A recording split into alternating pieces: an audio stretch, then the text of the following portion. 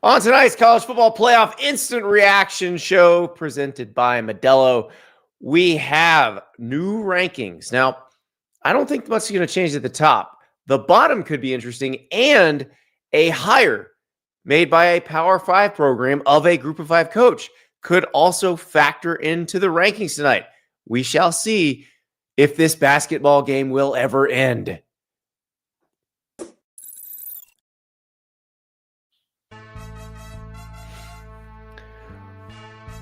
Welcome to Andy and Ari on 3, your instant reaction show to the college football playoff selection committee rankings presented by Modelo and BetMGM. Ari, what are we excited about? You're muted. You're clearly not that excited. I said I can't wait to have a 25-minute discussion about Notre Dame and Miami tonight. Are you excited? Are you fired Notre Dame up? fans love when you do that. No, I'm kidding. I don't think that there's anything else left to say about that. But I am kind of interested in some of the things in the bottom and what it tells us in terms of quality wins added and lost for teams that are in the mix. I am interested in what happens at the bottom because of what happens in the potential American championship game and potentially the fifth conference champion that makes the playoff. So this Seton Hall-USC basketball game is still going on. They're going to reveal the playoff rankings right after that. The American standings, you've got three teams at the top. They don't play each other this week. None of them play each other this week. Navy of North Texas, Tulane and Navy, which are all at 6-1 in the conference. Navy has the toughest conference game this week. They play Memphis on Thanksgiving. Now, what's interesting about the American tiebreakers is that if there are two teams from the American ranked in the college football playoff rankings this week, so tonight, if there are two of those teams and they both win on Saturday, they are in the conference championship game. So Tulane was ranked last week, didn't lose. We're assuming they'll be ranked this week. If North Texas is ranked, then all those two have to do is win, and they're in the championship game. Yeah, I was under the impression that Tulane and North Texas both controlled their own destiny, because even if North Texas isn't ranked, I thought that they had a tiebreaker over Navy that has nothing to do with the rankings. I might be making that up, but you're making that up. Decided if they don't do it. They will use computer rankings. I believe they use the Sports Source analytics numbers. Okay, so we're not sure. They're really hoping that the committee ranks two of these teams. Yeah. Or if all three. Because if it's all three, it's the top two. So why is this interesting? Well, one, we suspect that Houston and Missouri will fall out of the rankings this week. So that's two spots for somebody else to jump in. Also, Eric Morris, the North Texas coach, was named the new Oklahoma State coach today. Now, I don't think this is a Lane Kiffin situation. I think if the Mean Green were to make the playoff, that Eric Morris would probably continue coaching them in the playoff. It's not the same conference. It's considered a step up. I don't think Oklahoma State would have a problem with it. And I don't think North Texas would have a problem with it. But it's very interesting because he could be one of the participants in the American Championship game. A win probably puts him in the playoff if they're in that game. And then we'll see what happens. But he is the new Oklahoma State head coach. Yeah, and you look through some of the ways that the stuff goes with branding. Like North Texas would have so much more to gain from having, Eric Morris in the playoff and playing in the conference championship game. You know how many times they're going to say North Texas on television? Like, I remember how excited when I was covering Tom Herman when he was part of the playoff run in 2014 for Ohio State, how amped up Houston was to have Houston hats on the sideline and people doing the Cougs hand sign. Like, I will never forget, after the national championship game that year, David Bassity, who's now the vice president for communications at the Atlanta Falcons, he was the Houston sports information director. He ran over to Tom Herman after that game in Dallas and handed Tom Herman a Houston hat. So when he was leaving the locker room after the game, he could put the Houston hat on and walk across the field, and cameras caught him doing it. Yeah, and you know what?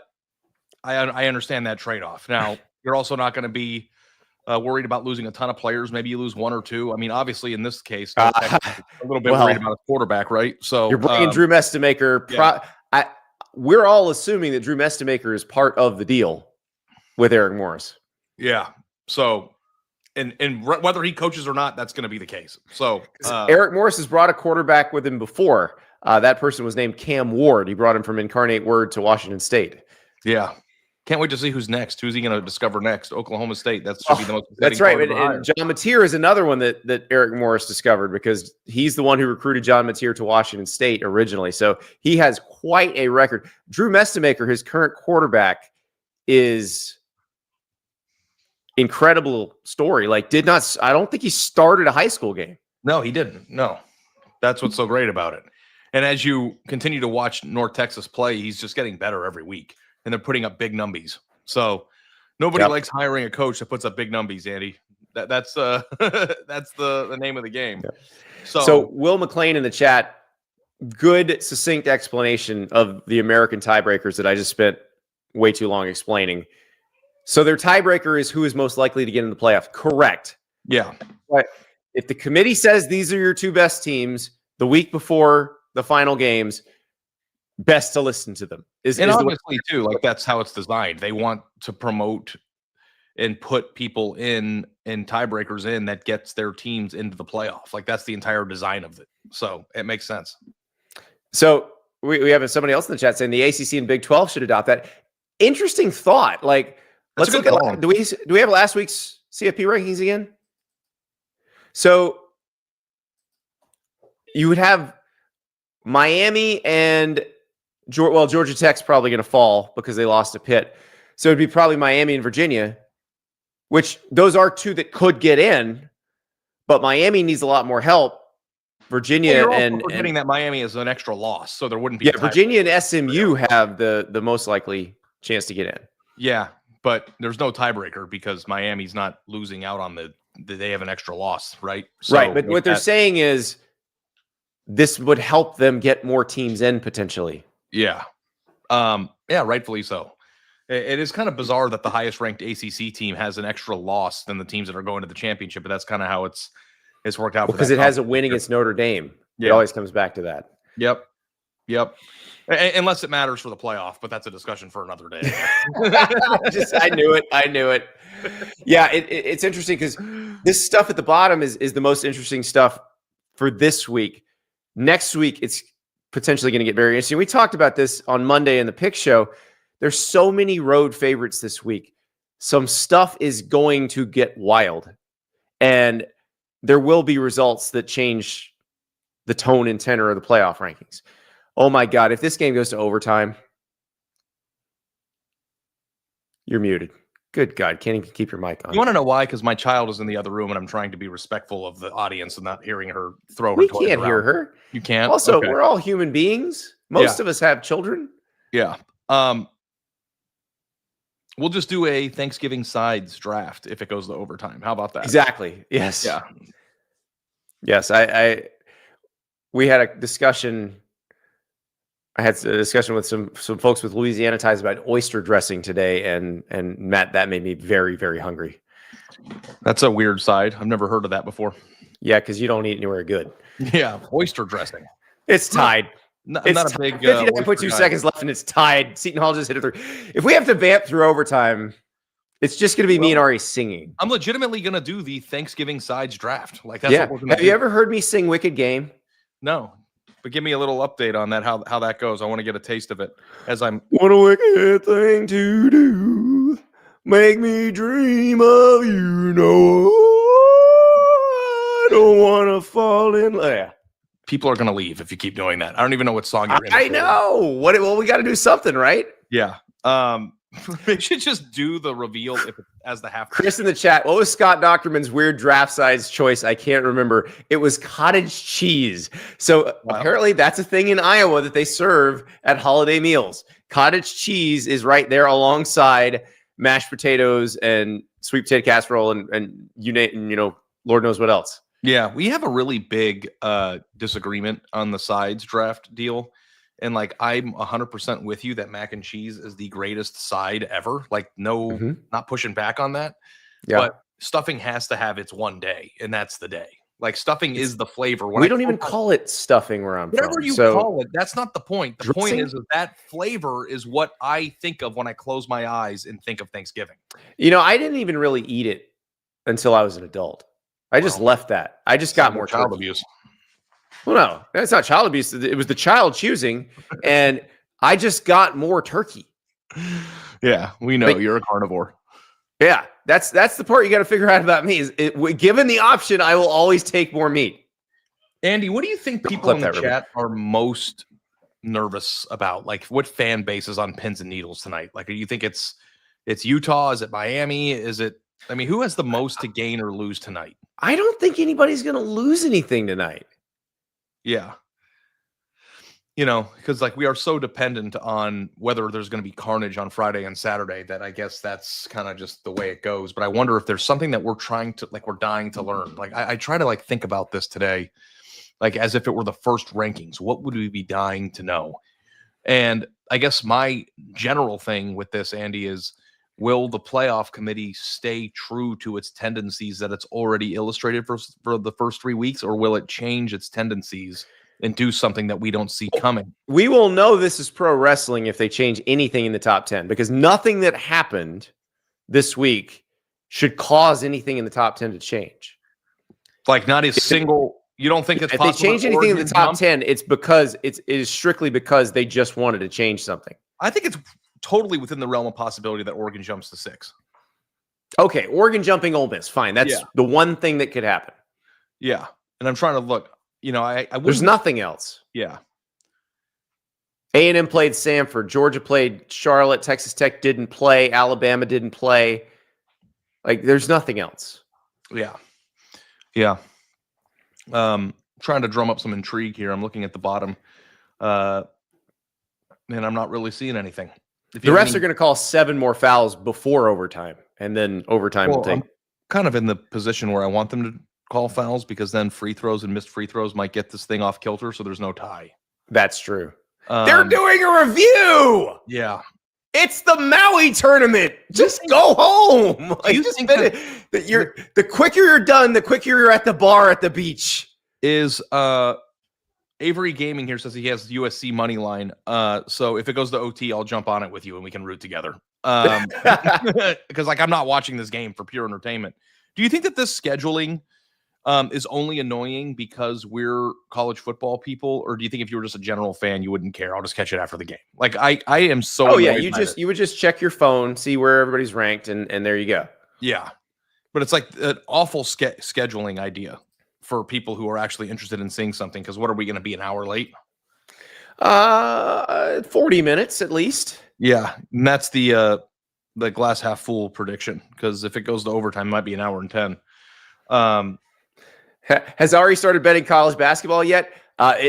In the next minute or so, he might. If it goes to overtime, I swear to you, I'm going to do it. I don't know what the spread of the game is. I couldn't name a single player on this team, but I ride with my boys, dude. And there's somebody in the chat that wants me to ride. I'm going to ride. Let's go see. They're still reviewing. Yeah, I don't even know what they're reviewing. They're probably reviewing whether or not overtime should be 5 or 10 minutes. I love that. Like, if you are a drunk fan at this game, because there's only like 2,000 people here. If you're a drunk fan, you're getting tons of airtime. And I think that everybody needs to know, too, that if you are a college basketball writer or a journalist, like your dream in life is finagling a trip out to cover this tournament. I remember like when there were beat writers that were, at my newspaper back in the day when I was covering basketball, who like did like a straw poll of who got to go to Maui if, their team got drawn. And, it seemed like Chad Baker Mazzara was about to go to the free throw line with a towel around his neck. Yeah, I'm looking up the live line here. Let's just get this going here. BetMGM's live line. There's a lot of college basketball games happening. Oh, I'm ahead of the broadcast on the live. It's 79-78 USC. Oh, USC is minus 317. I can't get in with this guy. Well, Chad Baker Mazzara made his first free throw. It is 79-78. This is a good time to tell you about Modelo. This is a great time to have a Modelo. Maybe even, you could go with one Especial and one Negra. Okay. Grab yourself Modelo. Stay game day rating all season long. Kickoff is a great time for Modelo. Pre-game is a great time for Modelo. When you're watching a basketball game, waiting for it to end so that you can watch the college football playoff ranking show, which is now 37 minutes late. And now we're going to a timeout. USC's up by 2 with 24 and a half seconds left. Taz just asked, is this a basketball podcast? It is, while we're in this torture chamber of having to wait for this game to end. Andy, I wanted to ask you about Eric Morris again, because I was just thinking, did you think that he might have been a candidate for a bigger job? I understand regionally. Yes, he was. He was also considered for the Arkansas job, and he may have actually picked this one. I don't know where he ranked in the Arkansas pecking order, but it was very high. Yeah, because I actually thought he did a good enough job and has the recruiting quarterback eye acumen to maybe be considered for something even bigger. Yeah, I think he might have had a chance to take the Arkansas job, but I don't know. I don't know if he was offered that job. He was definitely up there in the pecking order, though. Yeah, and here's Peyton Smith in the chat. If you think Arkansas was or is a better job than Oklahoma State, you are a moron. You can be more competitive in your conference faster at Oklahoma State. That's for sure. I'm a moron, by the way. But Arkansas can pay you more. Yeah. I would take a job in the SEC over any job in the Big 12. Fair enough?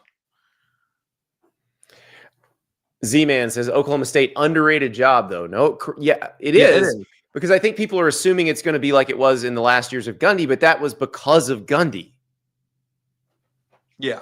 Yeah. You get the right pieces in there and you go all in on NIL and you know how to get those guys. Like, that's a winnable conference. And I think it's obviously a step up from North Texas. And as long as the Big 12 is a power, quote unquote, power conference in the, CFP bracket, then, there's a path to the playoff there as well. I do wonder if the path is actually easier from the G5 in some spots, but with the way the American was playing this year, I don't know that that's true anymore. So, there used to be, and somebody tweeted at me earlier, Andy, why is it a given that James Madison will not be the G5 representative? Why do we default to? Well, let's see if James Madison gets ranked tonight. Yeah, but the people who pick the playoff keep ranking American teams higher than them.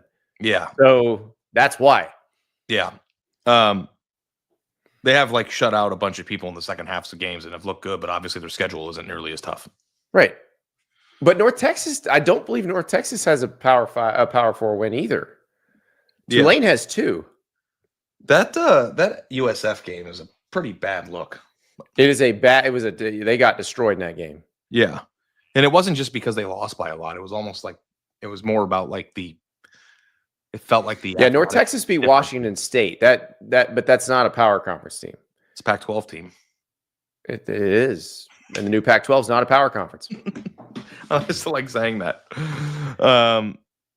Okay, so we got 13 seconds left in the game, and we probably have another review because we've got somebody, bouncing the ball off somebody else to go. It's a pretty rough call, but it looks like it's off of USC's leg, which is going to give us another chance to go to overtime. Of course. No, USC's shooting free throws. It is? Oh, okay. Yep. All right. It looks like we might. I don't want to. That makes no sense from what I just saw. If he sinks both of these, we're golden. Yeah, that definitely. Oh, he missed. Oh, we're going to be here all night. We're going to be here all night. Ari, I actually feel bad. People who aren't here live and have to watch this back are going to be like, what the hell's going on for 20 minutes? Yes. By the way, if you came to this video not live and you're wondering what the hell's going on and why nobody's talking about the rankings, just fast forward till we start showing you rankings. Yeah. Because that's why we're here. And we thought we'd be clever and do a little preamble because we want to set the table. We want to make this a more, okay, Andy, you're ahead of me. So just tell me what happened. They're not calling a timeout, so that's good. It's a 3-point game. We got a kickball violation. Or was that a trip? Oh, I think we got a trip. Oh, we got 2 free throws for Seton Hall. So we're going to have the miss on purpose on the second free throw. Good God. We love you guys in the chat, and we thank you for being here. Yeah. I love you because you're here. I worry about you because you're here. Yeah, but we need you because if you weren't here, then if you have a question or a thought about college football, it doesn't have to be college football playoff related. We'd love to talk about it as we're waiting for this game to never end. So go ahead and he made the front half. It was a 1-and-1, by the way. I missed this part from the ref, but he made the front half of the 1-and-1. We now have 81-79, 6.3 seconds left. I think he's got to miss this one. Yeah. And then what do we think? Over? No, he made it. They're going to foul. What do you think, over under 5 minutes before they get into the rankings, or do you think that they're going to be hurried up to do it? They better hurry up. Now, they have the amount of time it takes to warm up for the next basketball game, which I think is a set amount of time. It's like 20 or 30 minutes. Yeah. All right. Let's go. We've got a football question from Brendan. We'll answer that one. Ari, the SEC championship game, Bama loss scenario. Okay, so Alabama loses. Well, Georgia's in if Alabama loses. And then it's a matter of, does Texas A&M also lose? And that would put, or if Texas A&M loses, if Texas A&M and Alabama both lose, it's Georgia Ole Miss. Okay. So Ole Miss one of them loses, it's Georgia and the one that won. Yeah. Yeah, A&M's got to win this one if they want to go. W.L. Thomas, Andy Ari, do you think Penn State would consider hiring Manny Diaz? That's an interesting one. I don't know that Manny's had a good enough year this year to get in that mix. He had a really good year last year. Yeah. And I don't know, because Miami's always the flavor of these calls on Tuesday night. If he did a good enough job at Miami to warrant a big job like that. Yeah, I think in hindsight, his Miami tenure is actually looking better.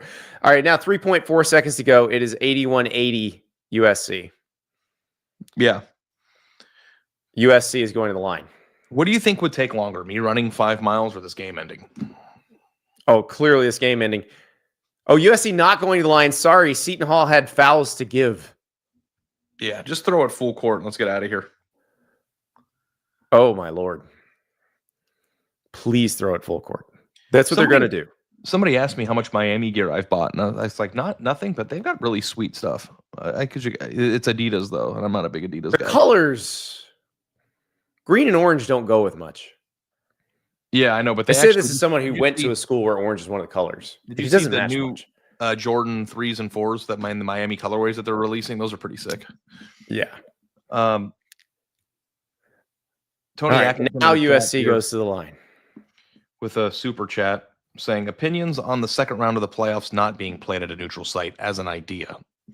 Oh, this is not. It's not even a question. They should be on campus. Yeah, I think we're all on board with that. Like just going to them last year, it was just so different. It was so cool. Yeah, the only people who don't want that are the people who run the sport who've been greased by bowl executives for their entire careers. Like nobody actually wants to see those games at bowls. Yeah. I actually am all for the thing that is kind of interesting about the playoff and the way it's set up is that based on the seeding, a lot of times the traditional programs that have big games on television are the ones who get the home games anyway. But it would be cool to have home games at playoff sites that are atypical, like a BYU game or Lubbock. Right now, we're looking at a game in now.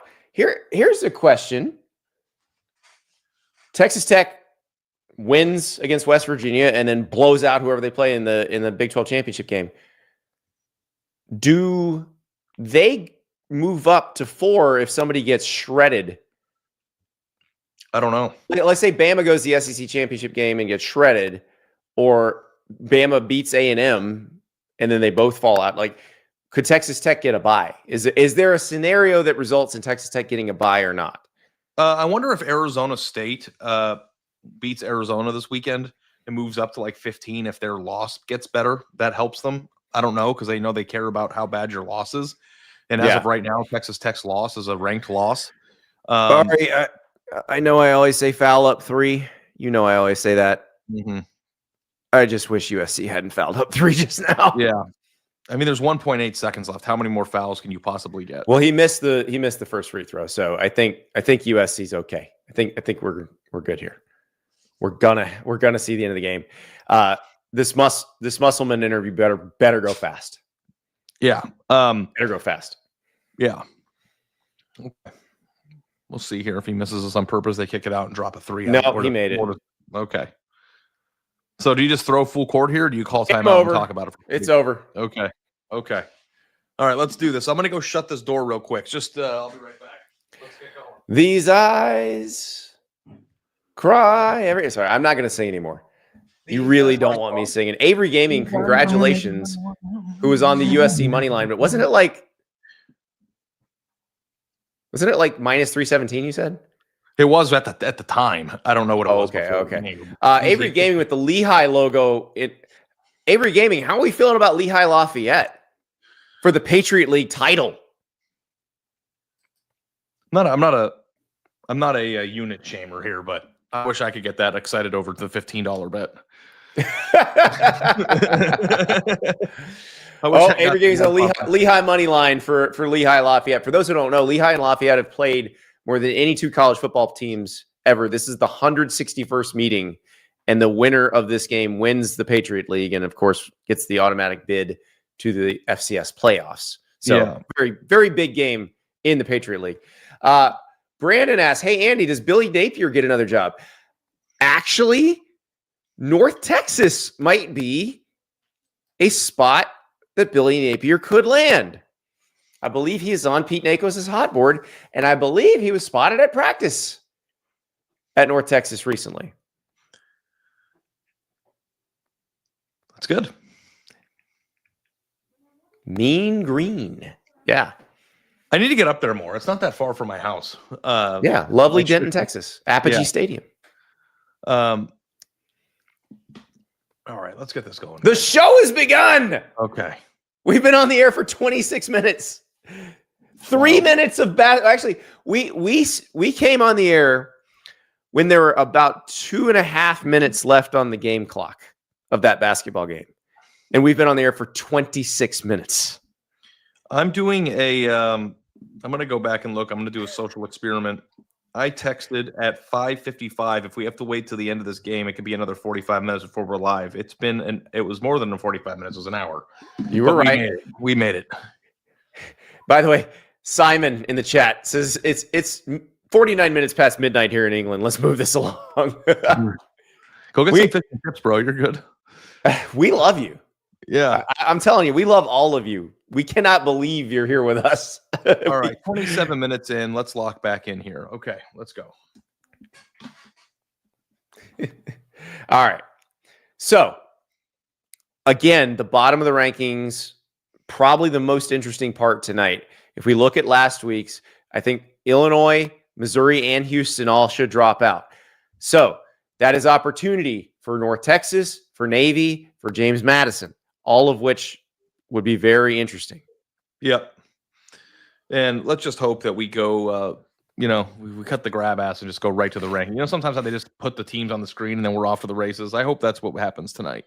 I think that's probably what's going on. I don't think they're like Reese and Greg McElroy are probably not itching to talk too much right now. Yeah. They're just like, all right, let's go. Come on. They probably don't have a lot of analysis at this point. Like, hey, the rankings are the same as last week. Let's get through this. Well, right. Again, there's not much supposed to change. Oh, sorry. No, Greg McElroy. It's Dusty Dvorak and our friend Boog and Joey Galloway.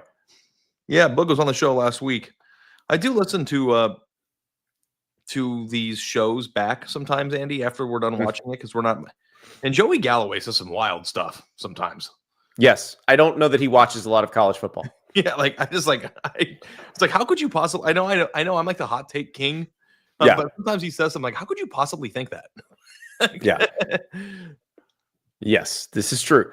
So we shall see what this is, but I'm looking for. I bet at least one more American team gets ranked tonight. I don't know if James Madison does, but I think that adds spice to the mix. If James Madison does get ranked, then that gets really, really entertaining in a two-conference situation in the G5. And I don't know how. Yes, especially ranked. If they're ahead of one of the American teams. It's also not helping James Madison's cause that Louisville keeps losing. It doesn't help. No, it doesn't help. Now, if they. I don't think they're going to be ahead of Tulane because Tulane's already been ranked ahead of them multiple weeks. Mm-hmm. And nothing changed in the games or the results to change that. So right.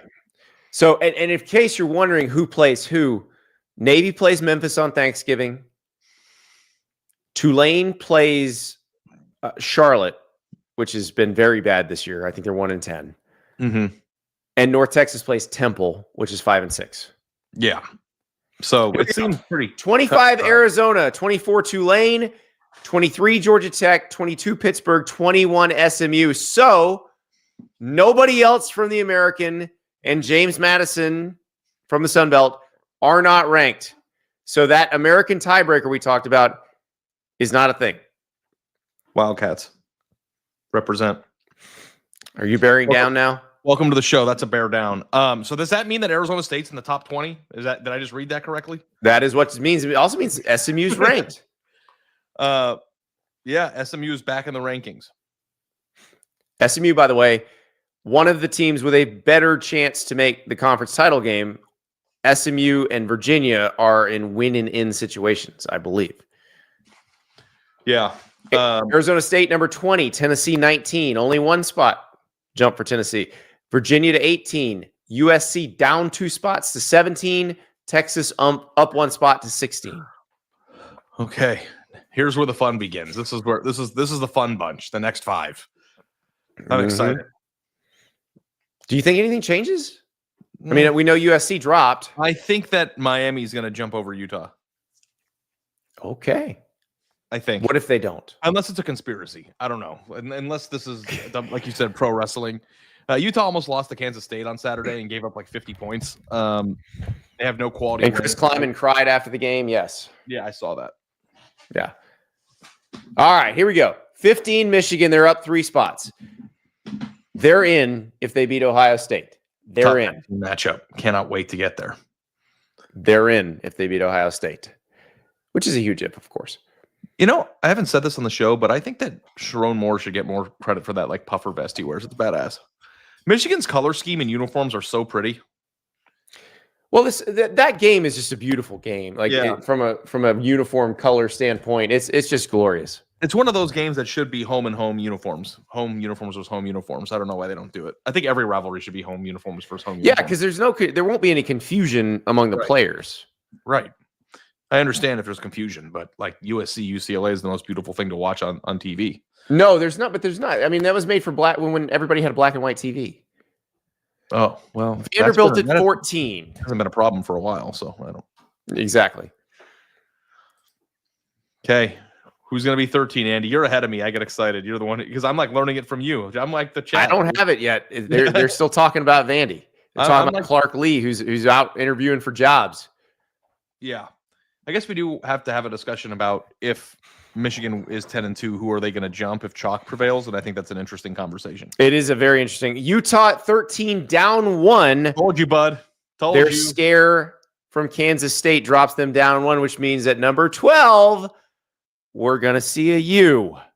Well, there's 2 U's in the Utah, but yes, Miami at number 12. Yep.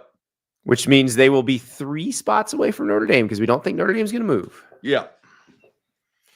And the pods are in 3s. I'm not very good at math, but it's 3, 6, 9, and 12. I don't know how the pods work. So 12 is the last team in the 4th pod.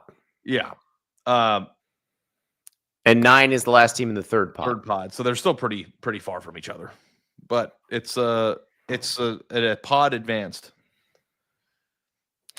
That was the catch of the year too, the one they just showed. I almost threw the U up on the screen like I tend to do whenever we're talking about Miami and stuff, but then I just figured, don't do it today. Not a great idea right now. Yeah. Taz asked, they actually defined, but they didn't actually define pods. They just tend to go in groups of 3. BYU is number 11 at 10-1. They're where they were last week. I think everybody else is going to be where they were last week unless they move to Oregon will jump Ole Miss this week because they have 1 fewer loss and they got a quality win they didn't have. But that's my prediction. I want to go see if I can go 2 for 2. No, Oregon doesn't have 1 fewer loss than Ole Miss. Oh, that's right. I'm an idiot. They got their first quality win. Yes, exactly. So we think this will be Alabama next. If it's not, they're just moving stuff around for pro wrestling purposes. Yeah, which would be great, by the way. Alabama is 10. So no pro wrestling here. Yeah. And if it was always the same, then why do we have got to go 1 by 1? Just show us. Notre Dame at 9. Yeah, the person doing the graphics didn't even have to put any arrows in this thing. Yeah. That would have been a good gig, huh, River? No graphic up there. River's just typing furiously as they're trying to get the graphic ready. Yeah, because unlike the people at ESPN, we don't get this beforehand. So yeah, it would be great if we did, but it'd be easy to prepare for this. But it's actually fun watching it with the people. All right, give me number 8. Nothing you're saying could be interesting because nobody's moved. So give me number 8. I should have just replayed last week's commentary. Exactly. What did Joey Galloway say about this last week? He said Bowling Green should have been number 7. Let's just do an Eddie Georgia solid. Come on. Yeah. I mean, Buckeye. I don't know. Oklahoma is number 8, same as last week. Okay. Which means if this is Oregon, the then next we can one will be Oregon or Ole Miss. Oregon or Ole Miss. Oregon or Ole Miss. You think I'm onto something with the Oregon prediction, or do you think I'm going to be wrong? I don't know. I think it could go either way.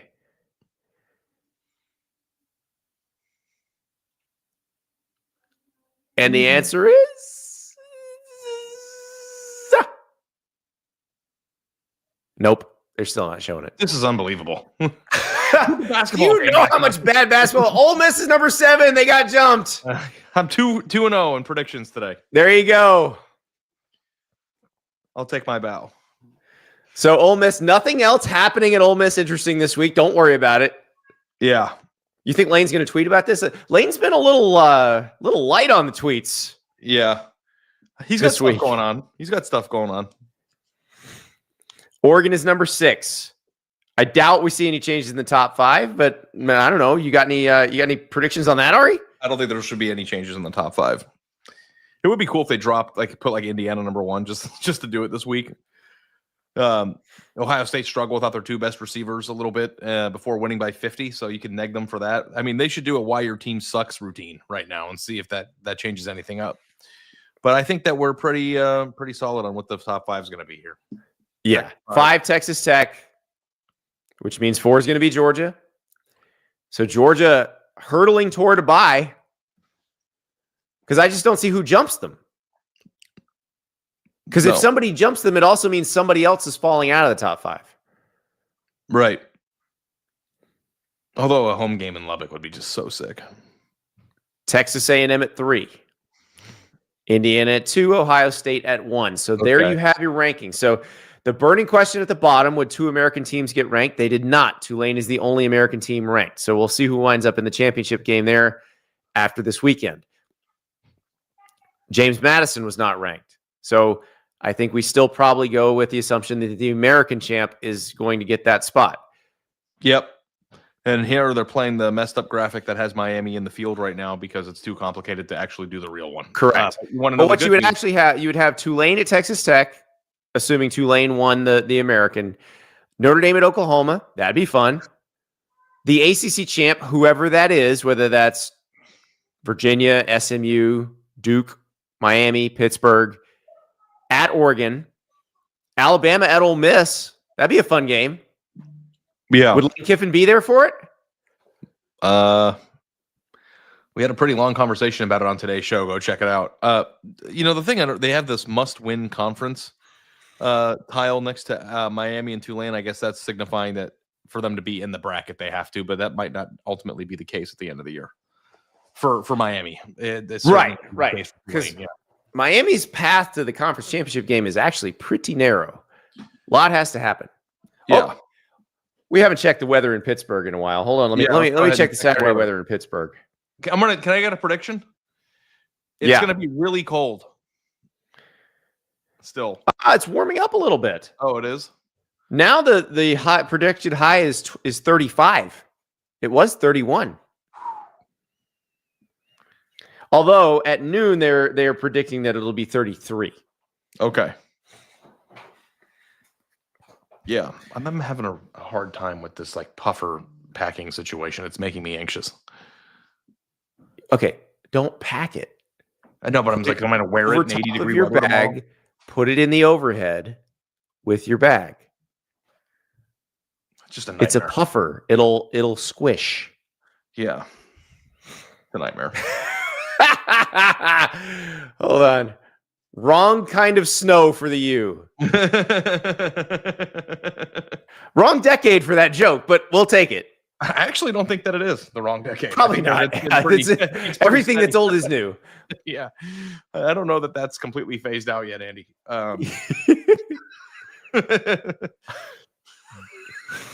They are, yeah. I had to push down a joke, and I'll tell it to you when we're done.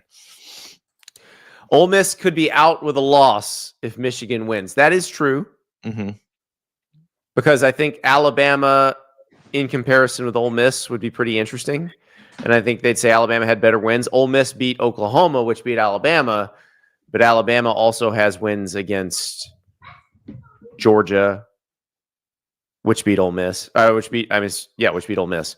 So, but if Michigan wins and beats Ohio State, mm-hmm. Alabama, Ole Miss, Oklahoma, and Georgia, and Oregon all win, then who's out? Ooh, that's a good question. Because we've been just blanketly saying if Michigan wins, they're in. It might be Alabama. And I wonder if beating Ohio State. Yeah, that might be Alabama out at 10-2, which, oh my God, the SEC brass would go insane if that happened. What is more valuable in your mind, of beating Ohio State at home at the end of the year, or the 4 consecutive ranked wins that Alabama put together? See, that's the thing. They both have the best win. I would put them both in over Notre Dame. Don't say that. They're going to come after you. I would. Don't say that. I would. But for whatever reason, they think Alabama's worse than Notre Dame. Yeah. Possibly because Alabama has the worst loss of all these. Mm-hmm.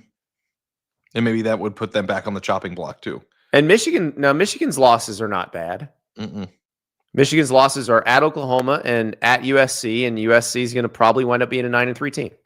Yep. That's going to be something to track, like for chaos lovers, if you're rooting for Michigan this week. Yeah, I don't think Michigan's getting left out if they beat Ohio State. I don't either. Now, here's the other thing, Ari, and this is where Notre Dame would have to worry. An Alabama win gives them another game. Yeah. Yeah, this Notre Dame controlling your own destiny thing has not been true as much as, it just hasn't been true. Yeah, because if Alabama wins, they're going to the SEC championship game. If they win the SEC championship game, they're obviously in as one of the 5 highest ranked conference champs. But I also think playing a close SEC championship game and losing and being 10-3, they're not getting penalized for. Yeah, I think the losers of the Big Ten and the SEC championship games will both be in. Yeah.